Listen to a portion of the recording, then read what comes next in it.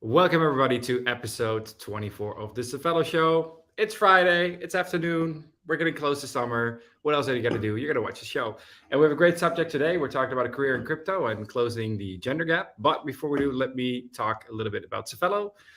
For those who don't know, Safello is a company based out of Stockholm, Sweden. Safello.com is the website where you can find all the information. There we go. Thanks for pulling it up, Matt. Here you can find everything about our products. We have a business product for companies. We have also, we're starting with the proposition of crypto as a service to financial institutions. And for the retail users, you can go to the app. We have an iOS and Android app. And most recently, I think on our Discord channel. So if you go all the way down to our page, you can find our social media channels, including the YouTube where these videos are on, as well as our Discord channel. And I think somebody already figured out that we have a OpenSea account with NFTs, and we just purchased some NFTs that we will weave into the branding. So for those who are interested, look, all these awesome NFTs that we got. And then today, I think at a discount with the market being down. So it's time to build. And I think that's what we're talking about today with the career in crypto, because it's time to build. But before I do that bridge to the conversation, also for those interested in the share, Matt, sorry, go to safello.com/IR. If we could pull it up. Yeah, investors on the bottom of the page. And here you can find everything about our stock. We're traded on Nasdaq First North Growth Market. And you have all the information here, including the latest financial reports, as well as the calendar for when our new reports are coming out. And with that, I think we can get going.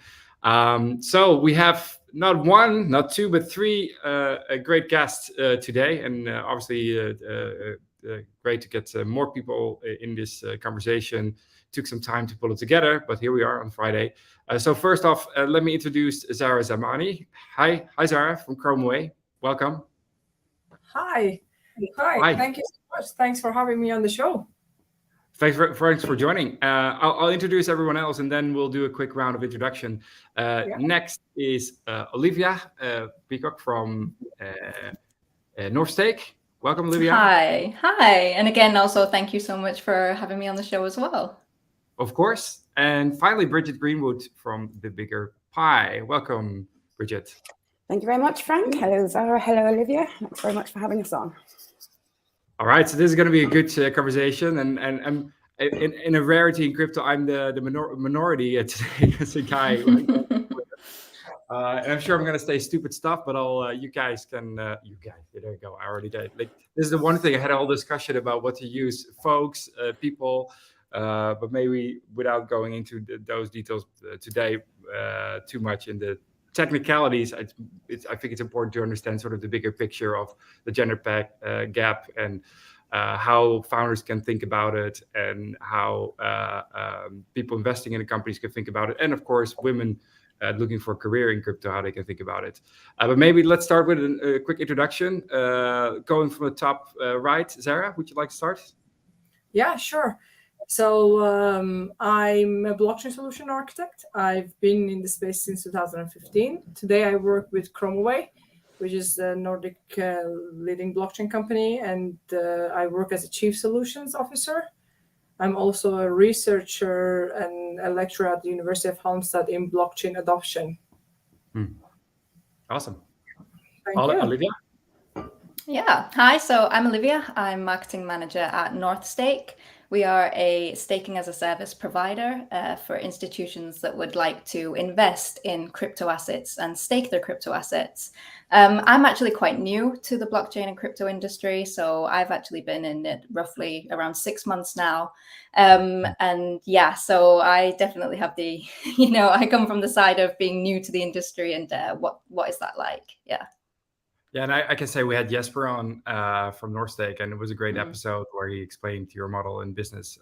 Great, an interesting company. And Bridget, would you to finish up the round of introduction? Certainly. So I'm Bridget Greenwood. I'm founder of The Bigger Pie, which we set up in 2019. I came into the space in 2017 through a startup. And in that year, 2017, 2018, my first crypto winter, it was incredible for me to see this technology and the huge applications it has, much more beyond financial services, because I came down the Bitcoin rabbit hole. But in order for us to build for the full potential, we need everyone at the design, development, deployment table. And I could see that we're going to have a generational transference of wealth. This is, emerging technology, and we need women at the table. So that's what the bigger pie is about. And from that, having a look at what are the stats that we have. Why do women not have the same rewards as their capabilities as their male peers do? I discovered that female founders across the globe pre-pandemic got 3% of all VC funding. Post-pandemic, that's gone down.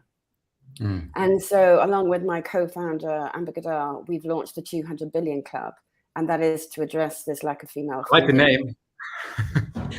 The lack of female funding. So the 200 billion, what does that number refer to? So the 200 billion refers to the number that Alison Rose did a report on the UK entrepreneurship in terms of the female side. And if the UK invested in female entrepreneurs as their best-in-class countries do, not the same as men, but just the same as the best-in-class countries do, we can add 200 billion to the UK GDP. So imagine if we extend that out globally. And which countries are doing the best, if you say the best in class? I know. This is a great question. And unfortunately, in the report, it doesn't say.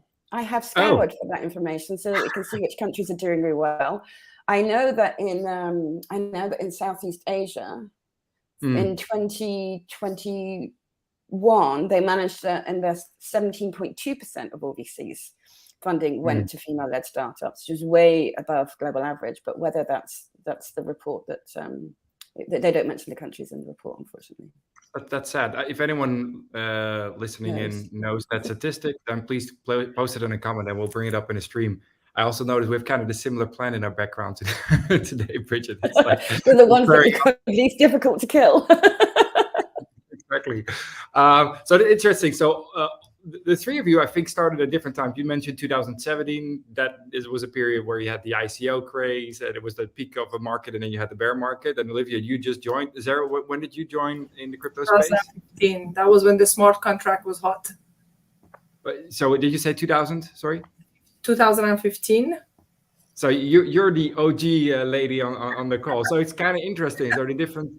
So it would be interesting to hear each of your motivation that got you in, and whether there's a difference between kind of the time point in taking that kind of step towards the crypto space. Maybe Zara, you being the OG on the call here, maybe you want to start. Yeah, sure.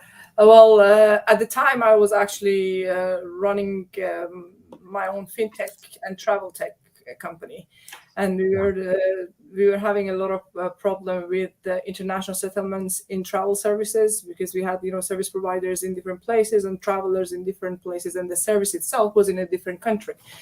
So that was one problem. And then also contracting among all the travel and tourism stakeholders would take ages, because there was a lot of documents and a lot of bureaucracy. And by the time you wanted to basically contract a partner, the high season in travel services were over. So you really had to either plan ahead for a year or so, or you could just, lose the market, lose the opportunity. So all of these, forced us to think of what could be that ideal solution that could provide that real-time contracting service, that then a pointing system payment that would then later we could do the settlements using PSPs and bank systems. And then at the time I was not familiar with the smart contracts or blockchain much, so I started looking for a solution. And then eventually, of course, everything I said translates to blockchain and crypto, right? So eventually then that led to smart contracts, and smart contracts on Ethereum were extremely new. So that's basically how I started my journey on smart contracts on Ethereum and crypto, and then just took from there onwards. So it was a business problem that you were trying to solve, essentially. Oh, definitely, it was a business problem. And I think a motive behind any adoption of any technology, mass adoption of any technology, is a problem, of course, right? You provide you try to provide a solution to a problem, and often this problem comes from business. So I mean, even a technical identification of it is a consequence of a business problem. Even though sometimes people argue, crypto is a solution looking for a problem, but of course I don't believe that. But I think it's always an interesting argument. Was born because of a problem, but I do agree. Once we have a solution, then the solution is thirsty to find more problems to offer its services, right? Maybe we can circle back to that on what you all think are the most. What you find are the most interesting problems to solve, and how, if people are thinking about their career, where they might want to focus on to have the best career path or the most interesting problems to work on. But that's, maybe we can finish the circle going in chronological order. Bridget? Yeah, so I used to work in the financial services industry. And in terms of the motivation, so in terms of the 2008 literally man-made crash, friends of mine, two sets of friends across the globe were talking to me about Bitcoin. A technical boundary will easily stop me, and so it wasn't until 2017, as opposed to hearing about it in 2015-16, that I was able to get hold of some Bitcoin. And that's because I asked a friend, he said, look, transfer this money, download this wallet, and I'll give you the equivalent of BTC. And from the moment of holding it, the interest, so he did invite me into the startup as well, but the moment of holding BTC, the first time I had it, and having a wallet, then all my learnings became experiential rather than just theoretical. And I think that's a huge learning point, because then you're holding it, you're emotionally attached to it, you're learning how to transfer things. So I came in down as I said, the Bitcoin rabbit hole. And I do think what Bitcoin is looking to do is very laudable, that we have central governments and central banks that having an alternative, not necessarily a complete replacement to, but an alternative to. I think, you just have to live in certain countries to see how incredibly important that is. We're seeing hyperinflation happening, in a lot at the moment. It's, we saw what happened in Lebanon and various other countries, and I think that's only going to get slightly more exasperated. And so therefore that's really essential, that we have the ability to be able to pass economic value to other people, borderless, permissionless. Women generally across the globe do not have the same access to funds, to income, to assets. So this I see as a really important piece of technology that allows us to change that. But only, again, if we build companies that address these issues and build for these solutions using this technology. Do you have the data around those numbers, like the in terms of accessibility of women versus men to these to financial tools and financial structure? Well, they say that there's, I think it's 2.5 billion unbanked. Yeah, that is households. Is it that's households. It's not the individuals. So the actual number of women who are unbanked or underbanked isn't even recorded properly, because they look at recording a household, and generally that's the man in the household that they choose to put on the data figures.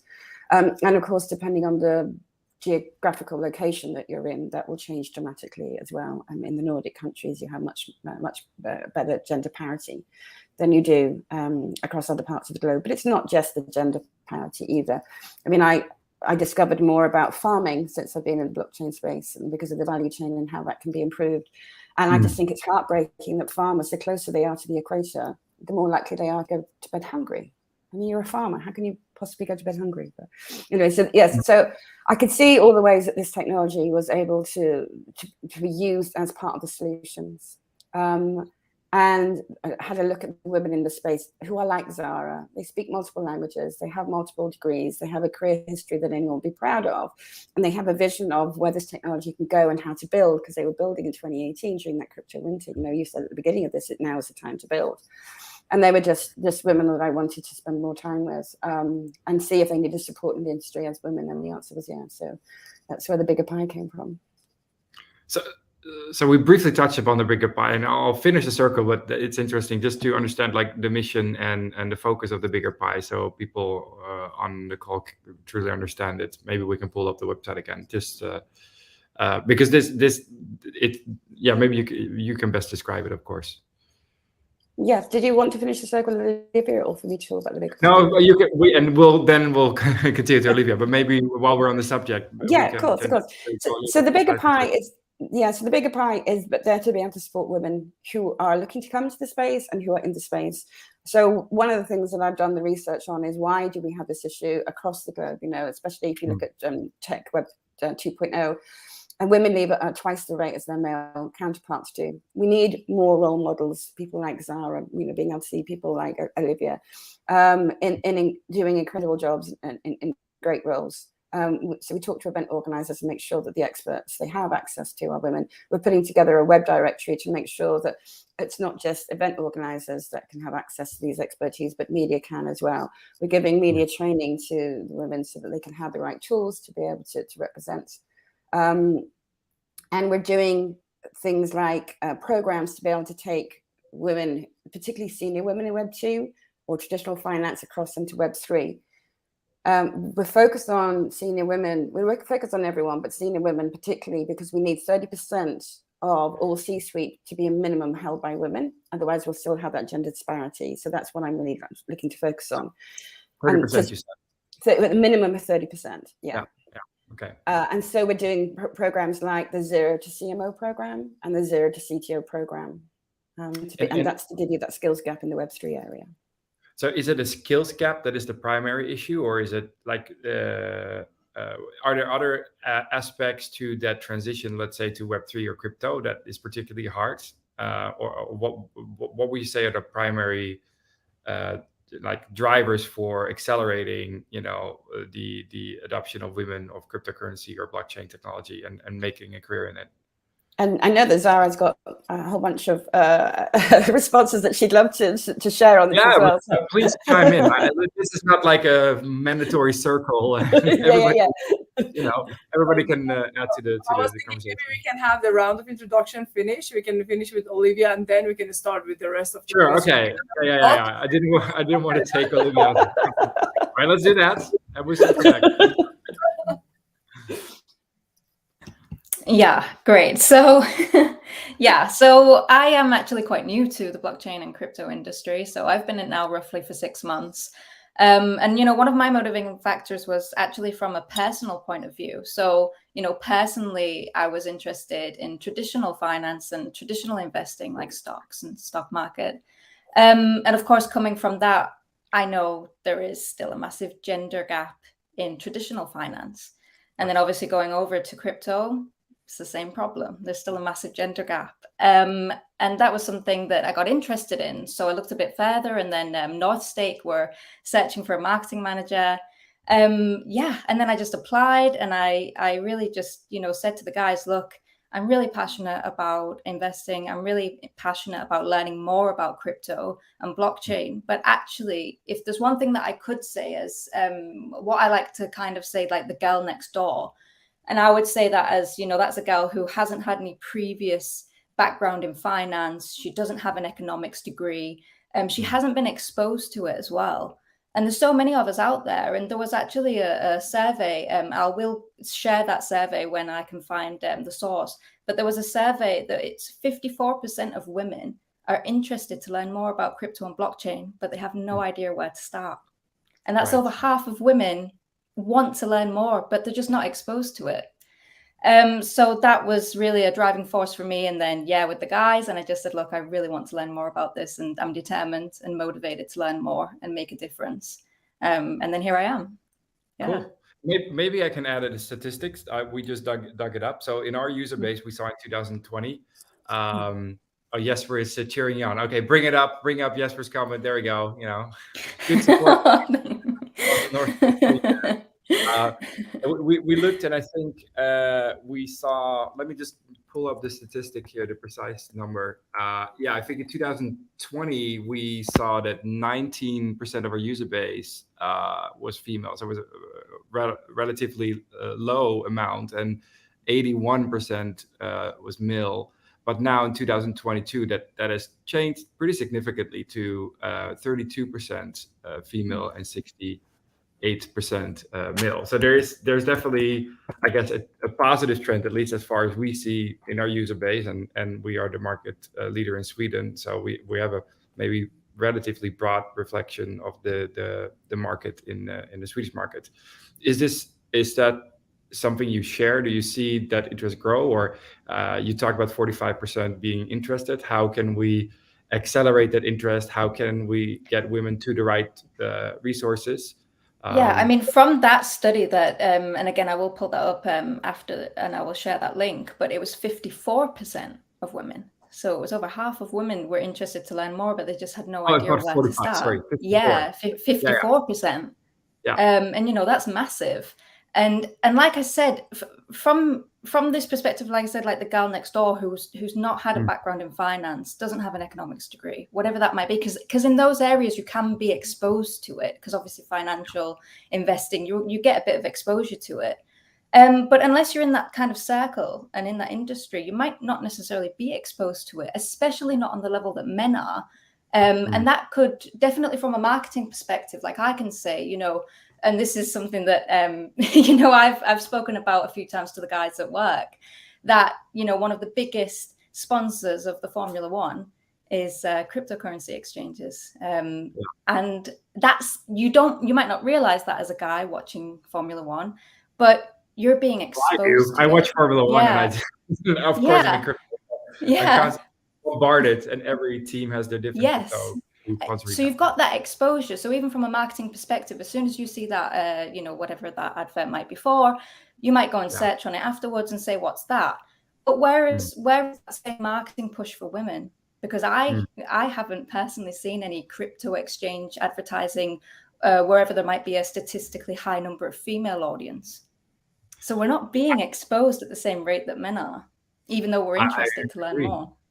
So that was it. Like we have been discussing that as a company sometime. It's like, okay, and what is the best approach? And I think that changes from my perspective also when the team that you have more female team members, which for us finally, like it was arguably really, really hard to hire women, especially in the early days for Safello. It's like they were just. I honestly, we couldn't find that many women that interested in this space, and the women that were interested, obviously they got. I would argue that, Frank. I think you weren't looking hard enough. Sure, yeah, we weren't, fair enough. I know a lot of women, at least like myself, who've been in this space for long, who have values. So that is something that I let me rephrase that. It's of course like lazy startup style. You put out an ad for ads, right? And that is exactly the problem. That course. is exactly the source of the problem. Coming back to what Olivia was mentioning. If you're not, I will finish the point that we have been able to change that significantly, and I think we're closing in on 50-50 in our company, which I think for a crypto company is pretty unique. But I'll take your argument that we weren't doing it right then. Absolutely. Yeah.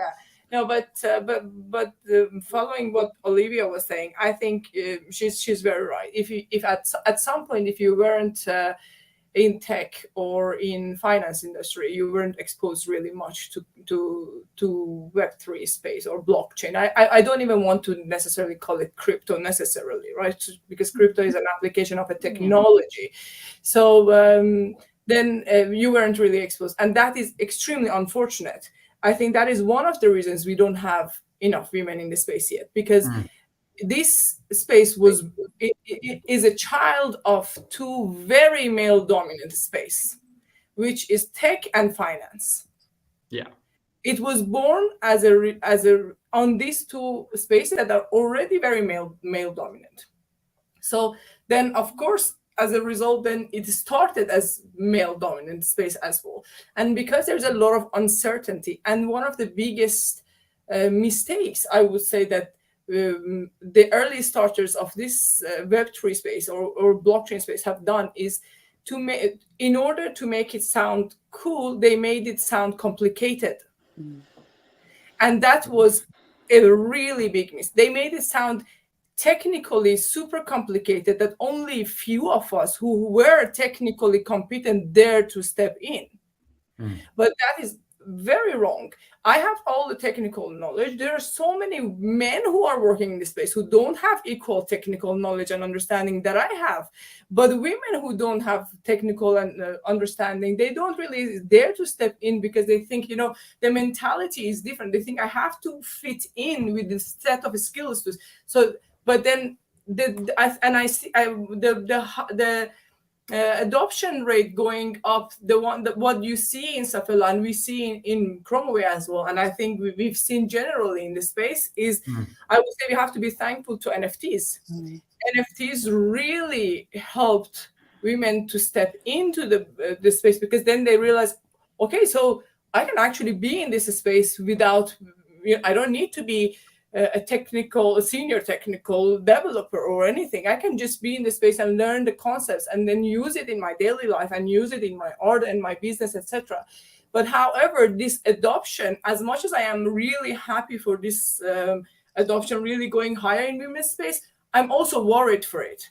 Why am I worried? Because I'm worried because yes, it brings more women to space, but it makes the gap of leadership in this business with the rest of the people in the space higher and higher. So we will have less and less women in leadership roles, because by default it is strengthening the stereotype that all the women who are stepping into this space lack the technical understanding of it, because everyone by default is understood being an artist. We were actually recently in Paris NFT Day, and I had that few times. People, I think I shared with the ladies, people were asking me, am I an artist? I was like, well, I have many skills except art, to be honest.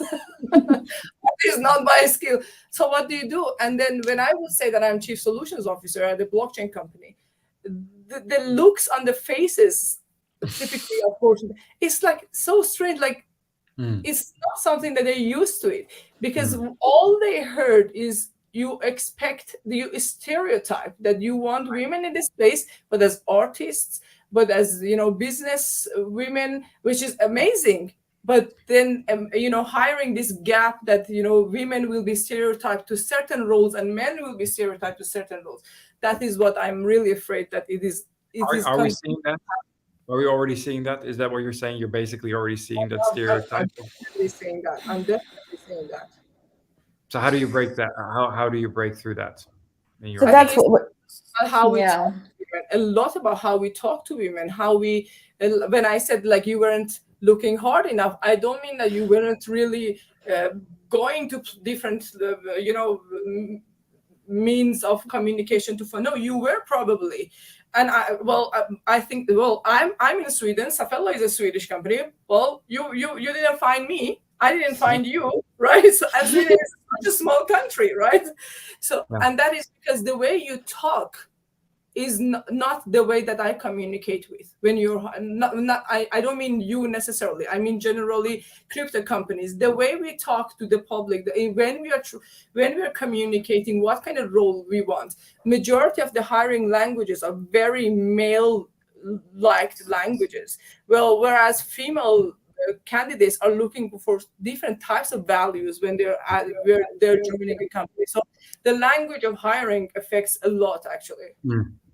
I think kudos to Louise, our head of people and culture, that really also helped there on the HR part to change, I guess, the tone. I mean, yeah, we as I said, we've been really good at hiring women the last year and a half. Before that, it was terrible. You know, I full-heartedly admit it. But so my question, like, that's a question I have. Where are the female entrepreneurs that then say, "Hey, you know, guys, you can't figure us out. We'll figure it out. Here's an app that is only targeting women that does the same as Safello or as Binance."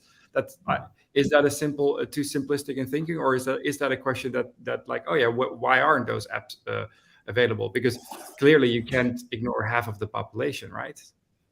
So there is a lot of. I know she has. There's an awful lot of. I think she said she'll let me answer some of that. So there's an awful lot of research out there that already shows effectively it's our unconscious bias. I think we've heard the term unconscious bias. And so you can have, Safello can have the best will in the world in terms of what it wants to do, but you don't know what you don't know as well. So Zara's absolutely right. There is language that is definitely gendered. So if you have your language that is female gendered, you don't put off any man. If you have your language that is gendered masculine, you put off women. And then if you're neutral, obviously it's neutral. So there is no downside to making your language more feminine. It's just understanding what is feminine language. And if you have no women in the team, then how are you supposed to know what that is? So there, and I can share some of the links with you, but there is research that's been done where you can copy and paste your job advert, for example, and you can put it in this tool, which is free, and then it will give you the results as to how gendered it is. And it gives you alternatives for language. So those tools are already out there. So 1, you have to think about it. 2, you have to find it. 3, if these are female founders who are going to be building these apps, can we please get investment into them? Because as I said, female-led startups do not get the same investment. And why don't they get the same investment? Because you need a network. You need to have a warm introduction to a VC. Most of the money is held by men and white men. So there's a huge thing around diversity of the VCs and who holds the money and who can write the checks. You're 82% more likely to have your investment looked at from the investment committee if you're pitched if it's a warm introduction. That's a huge statistic. So we have to make sure that the warm introductions are more available to everyone, to underrepresented founders.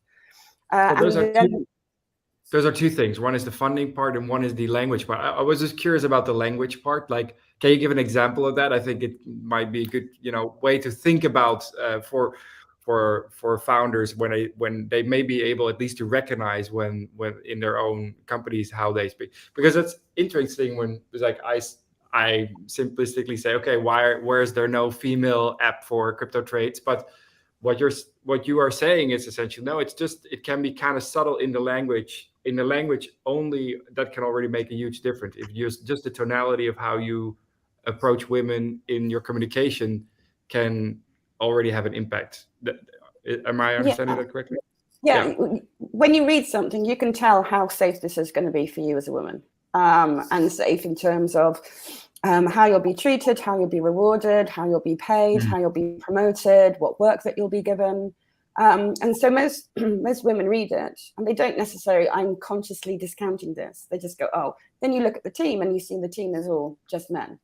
So it, and to get past that hurdle, I do understand can be a little bit difficult, especially when, the founding team is male, but maybe if we can try harder to find a co-founder who has the right skill sets and complements what you're building, and who also has a gender that can complement what you're building. So in terms of the tool, I'll put it in private chat. Do I need to put it in comments, or can you share that? Matt can maybe share the screen. Matt, if you could, is this the tool? Oh no, sorry. That's to see whether or not. That's to see how biased you might be. So you can take various tests to see if you're biased, either race or gender or what have you. So that's a little fun test that people can do. Because I hear some people say, "Oh, we had a chat and we've decided that we're not biased." Well, it's not how unconscious bias works. Right. So let me see. So I'm trying to talk to you. I can't multitask. So I try to talk to you and find the right link in terms of. In terms of, I was just curious to have like a language example, just so it kind of becomes visual for like, all right, you have. When you talk about salaries, you talk about a competitive salary. If you talk about a job as an analyst, those are all male words. What was the second part? Is that if you talk about analyst, a job as if you have analyst in the title, the job title, that's preferred for. So whatever the role is, just remove analyst from the job title, and you'll immediately attract more women into it. When you're talking about sort of the pay, women will not go for a pay where they have to negotiate, and it's not because they don't like to negotiate. it's if a woman negotiates at the same level as a man does, she has a different outcome. The outcome for the man is, yes, you've got it, great, we like you, it's good that you can stand up for yourself. The outcome for the woman is, yes, we respect you, but we don't like you, and we don't want someone in the team that we can't get on with. So if you make it competitive salary, then it's automatically, again, biased against the woman, and she's not stupid enough to fall for that. It creates a feeling like I need to negotiate for something, but I will not be able to win that negotiation. Okay. Interesting. Yeah. And actually, one of the statistics, just while we're on that point, and I think that a lot of people look to Scandinavia as a very gender equal country, and that don't get me wrong, I think we do have some of those qualities, but I think the most recent study, and again I'll share this afterwards when I pull it up, but in Denmark, women in Denmark, and this is recent, this is just released statistic, are on average 13% underpaid compared to a man in Denmark, in a country that promotes that gender equality so hard. And that was a recent study. So it's still going on, even when we, we think it's not. What reasons were because obviously, so Denmark is considered, if you measure, I guess, better than many other countries in the world. So what were the reasons given in the report?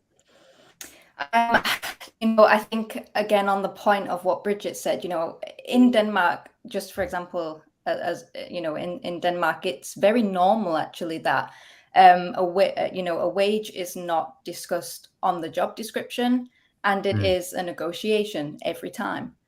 And I do wonder if that's been some of the challenges, is that, again, just like Bridget said, when we see something like that, or even when you're then trying to compete yourself with a man, when you've got no idea what he said, and then you've got to come in as a woman and hope that you can negotiate just as hard.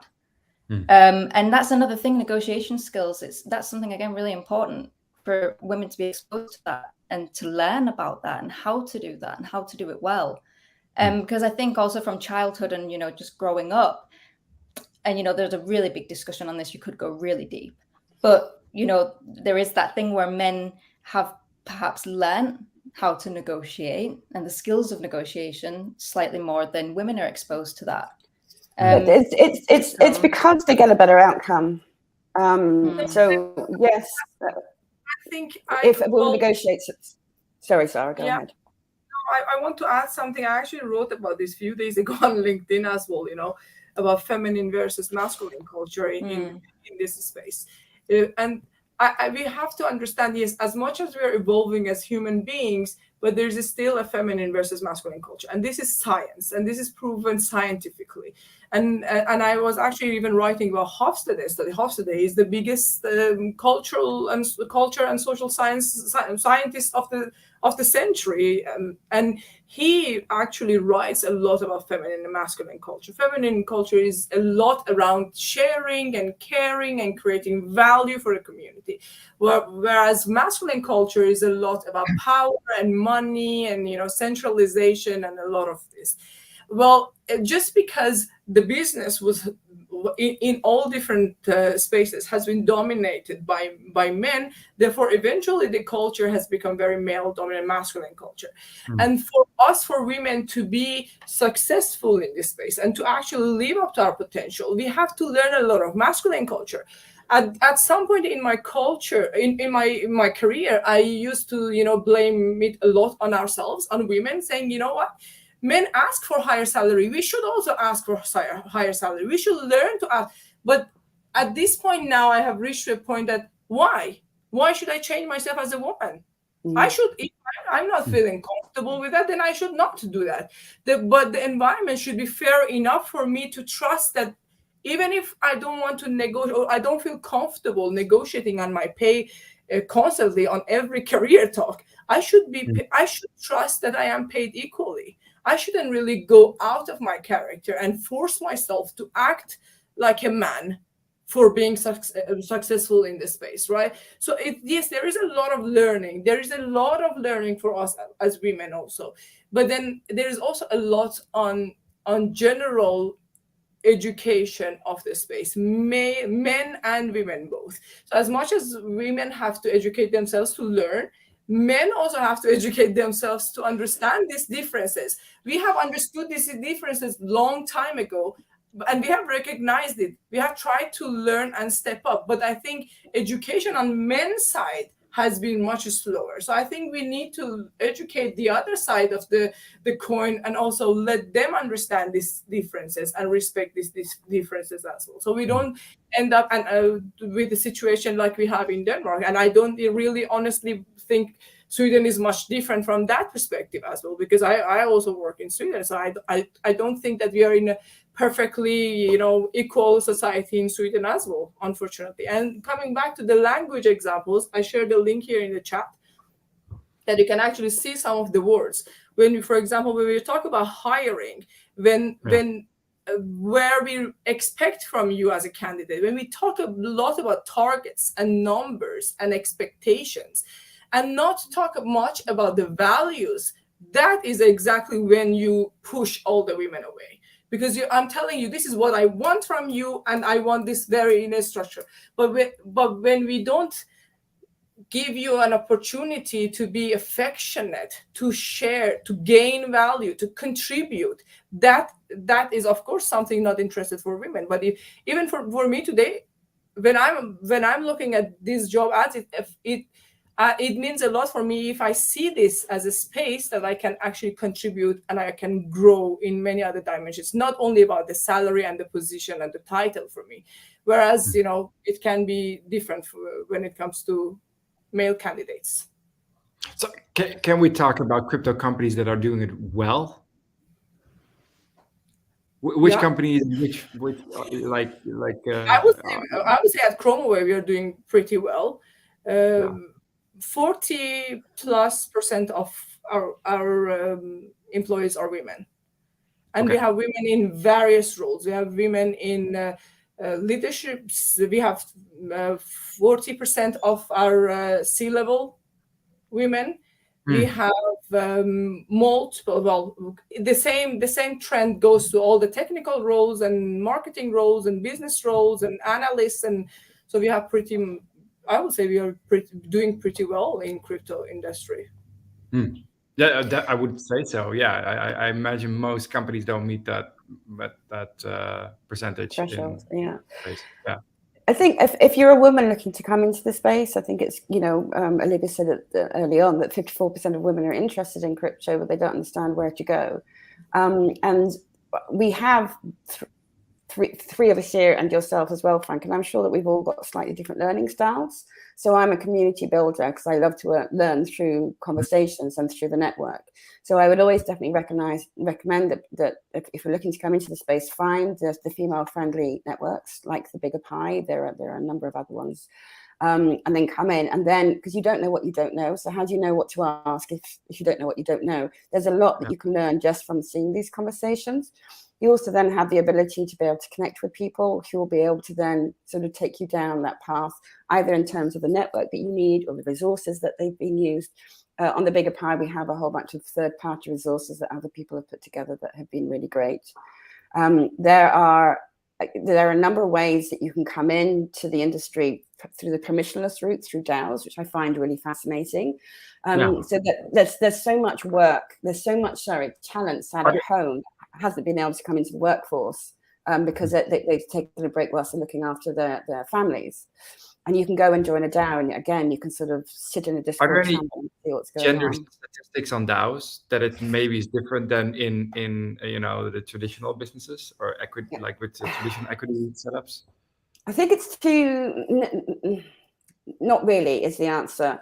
So one of the things that we might like about a DAO is that you don't have to reveal who your identity is. So that sounds great, right? If half of the issue is unconscious bias because we have roles that we expect women to do and men to do, and then now we don't have any identity or any gender, doesn't that sound like a perfect solution? It doesn't, though, because in reality, most people don't remain completely anonymous. As you get into a DAO, you start to sort of engage much more with people, and so that is revealed. What it can do is backfire. It means that when people are anonymous, they might be more rude about what they say and how they say it because they feel as though they've got less accountability.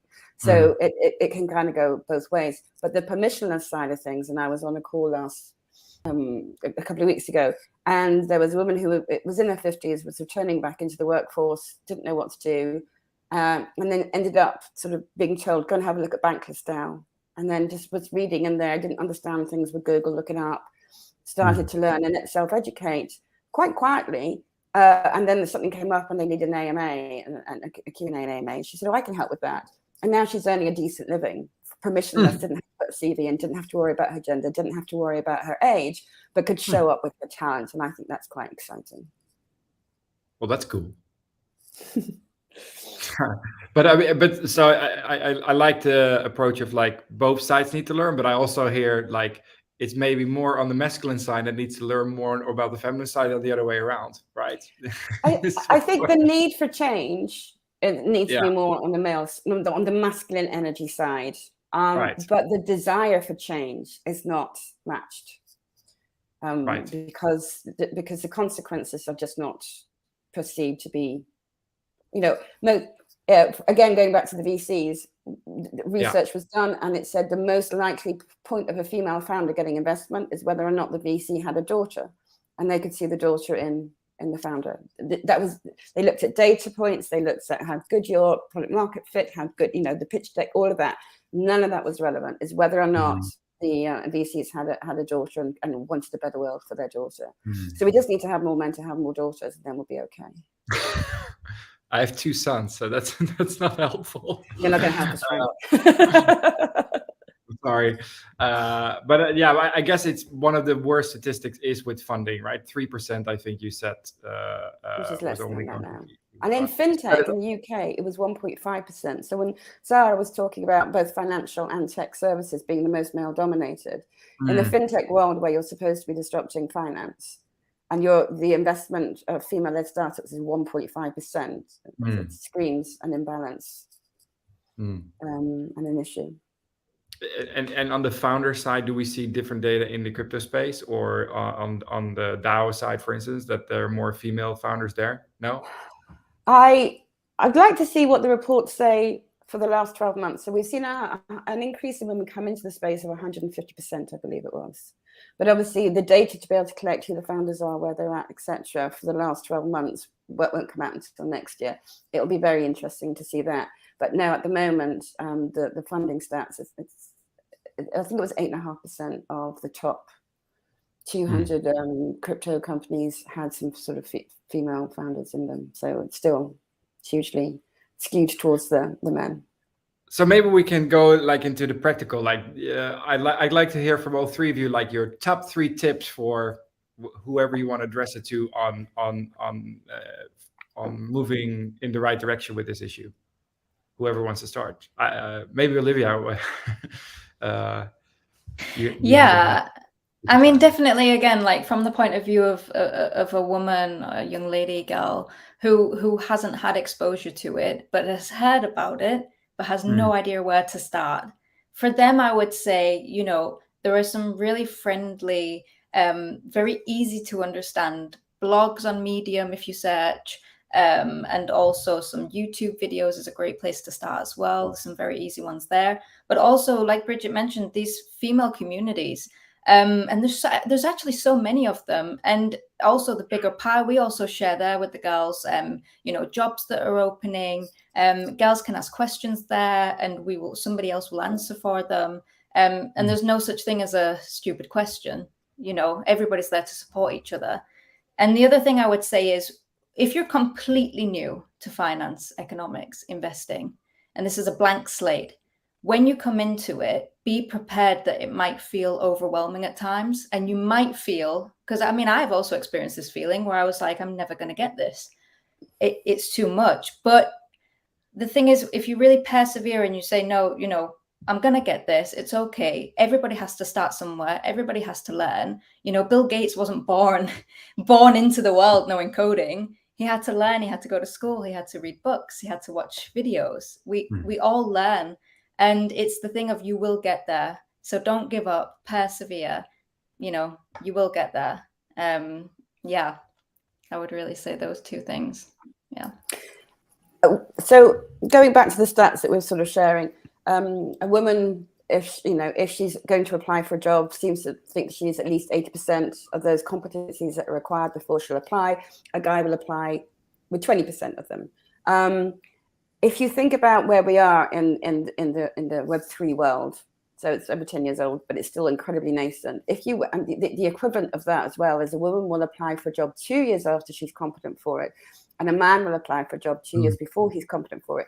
4 years in building in this space is too long to wait. We cannot have that gender gap of 4 years. We need women to step in. Nobody knows what they're doing. Everyone's making it up. That's why we see so many hacks, so many, scams. Also projects that are being built on hype rather than on, in terms, if you want to come into the space and you want to have a long-term career, do you want to jump from one hype to the next, NFTs to metaverse or what have you? Or do you want to go into a project that you see that there's a real solution here, that it doesn't matter what the markets are doing, there's still a need for the project and the company that you're working to build in. And then just come in. Well, communities like the Bigger Pie will help support you to accelerate your Web3 knowledge. Individually, as Olivia said, ask a question. We're all looking to learn. It's impossible to be able to keep up to date with everything that's going on in the space. It moves too quickly. So just jump in, please. And I would add, following this, the fact that the major difference between this space and, career in crypto and other in spaces is the dynamicity and the pace of this space, right? It's extremely dynamic. And the pace of change is much higher than any other space that at least I have worked with or I know. So if you are willing to step into this space, you have to be a person who takes initiatives yourself. You can't sit around. You can't come to us and ask us, where do I learn? There's a lot for you out there. You have to take lead on that. Do some self-learning. For me, it has always been self-learning. Like, people come to me on daily basis that you have no idea how many messages I receive. Tell me a source that I can learn. And I'm like, why do you even ask me that question? Why can't you just Google that yourself and you find a bunch of information? My advice is only to go for the latest information, because this is space, like I said, the pace is extremely high, the pace of change. So you cannot really learn much from the resource that is written in 2018, maybe only the very foundational knowledge of it. But generally, for the people who are stepping and looking for a career, my advice is to take initiative, have a lot of self-learning. Like the rest of the ladies said, don't feel embarrassed for asking questions, but don't also ask questions that you can easily find answers to. Take self-initiative for that. And then for the employers, I would say, because the pace of change is extremely high, you have to let people make mistakes. You have to be ready that they will make mistakes.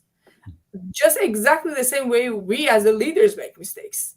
A lot of decisions that I have made have proven to be wrong. It's not that everything I have done has always been right. So I have to be ready to let everyone else that I employ also make the same mistakes, right? Or not exactly the same mistakes, make mistakes, right? Learn. So be ready for that. And then also, try a little bit harder to create that balance in hiring, because it only creates more creativity. Blockchain is all about sharing, all about inclusivity, it's all about giving equal access, creating a fairer world. And that is very much close to feminine culture. So by having more women, you're just getting closer to the core concept of blockchain. I concur.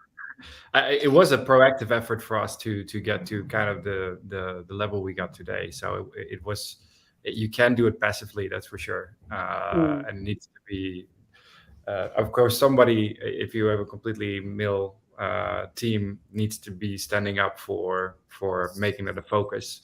And of course, in like the easy defensible argument is, oh yeah, but I need to move fast, and these people are available, and that's how you end up with an all-male team. And I would argue in the beginning of Safello that was the case with us. Is all right, well, here we got a team, and let's go.